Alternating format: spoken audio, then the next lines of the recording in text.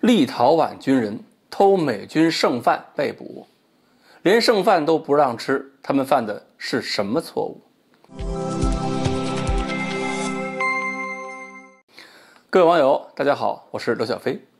立陶宛国家广播电台呢，这两天做了个报道，说在立陶宛境内发生了一起惨案呐，7名立陶宛士兵还有2个训练场的这个工作人员，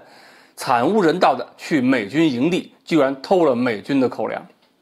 这几个人被捕之后呢，一个人说了，他们拿走的其实都是美军不要的口粮，就是经常被当垃圾倒掉的。那意思是拿走剩菜剩饭总该没事吧？多可怜的孩子，让我想起一个老电影《一江春水向东流》。剩饭都不让人吃，是不是美军也太狠了呢？后来我一看呢，这9位是2020年犯的事儿，而且吃的好像还不是一般的剩饭，他们是把这些东西拉到市场上去卖的。其实呢，私卖军用物资也是美国盟友们的标准操作，只不过不是士兵这么偷，而是美国给盟国援助之后，盟国的那些将军们官员们拿出来私卖，然后可以中饱私囊嘛。抗战还有解放战争时期，国民党的军政官员在这个方面就练得特别纯熟。而立陶宛这几个小兵是坏了规矩了，一是直接从美军仓库里边偷，二是军衔不够高，算是侵犯特权了。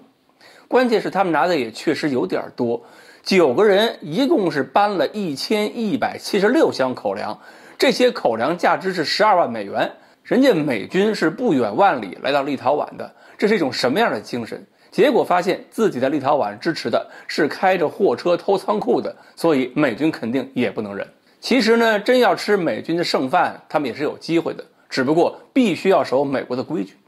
美国的规矩呢，在不同时期在各个地方也不太一样。比如抗美援朝时期，韩国人经济困难，老百姓呢也不敢去美军仓库里偷嘛，那真的是去垃圾堆找美国扔掉的火腿、香肠之类的东西，那可不是从仓库里搬。然后呢，根据珍珠翡翠白玉汤的套路，缔造了韩国的文化遗产，就是部队火锅。注意啊，那时候捡美国的剩菜，美国人是不管的。而美军呢，给他们的盟军也不是没有这个餐饮支持的。朝鲜战场上，美军还要给所谓联合国军部队生产各种各样的符合各部队不同口味要求、宗教要求的野战口粮。如果吃饭的不是很重要的盟军，比如说菲律宾什么的，美军提供的口粮成本还可以适当的压缩，肯定给其他小朋友的是平凡，留给自己的是丰盛。等到了伊拉克战争的时候，为了维持美军的士气，美军在餐饮方面那真是下足了功夫。比如说有些营地要求24小时供应热餐，而且热餐呢要参照美国国内高端酒店水平，要提供自助餐的。至于说自助餐里边的热菜，什么牛排之类的啊，凉了就凉了，不能加热以后再吃，只能是扔进垃圾桶。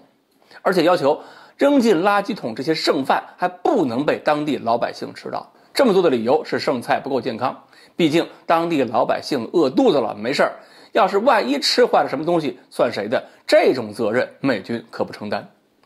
如果某些情况下确实要给当地人提供一些食物，那就是把野战口粮拿出几包。所以还出现了阿富汗人发现美军提供的野战食品里边有猪肉，让当地人没法下嘴的事情。所以按照美军现在的要求，立陶宛这几个军人呢，既不能偷仓库，也不能偷剩饭，除非美军来一次阿富汗式大撤离，走人之后大量物资抛弃不要，那么当地军人也好，老百姓也好，就可以随便了。美国人这种大手大脚都是2战以后留下的习惯，根本就不在乎浪费的。不过呢，有一个问题，最后我们还是要说到，美国人想让自己的军人吃好，这个本来没有问题，你有钱你随意。我们呢也想让中国军队吃好呢，但是美国野战食品奢侈的同时，伴随的还是这种任性的浪费，这种大量的抛弃。而这种浪费根本就不是进了军营才有的习惯，是这帮年轻人在美国社会就养成的。那么整个美国社会的食品浪费能有多少？有些所谓的环保组织还时不时的指责中国，说是碳排放超标、气候变化、温室效应，原因是中国人吃肉造成的。那么美军也好，美国社会也好，他们吃多少肉，他们浪费多少粮食，环保组织们是不是只能闭着双眼，根本就不敢瞧？好，关于立陶宛军人要吃美军的剩饭有什么讲究，今天呢我们就聊到这里，欢迎大家继续关注我们的栏目，我们下期再聊。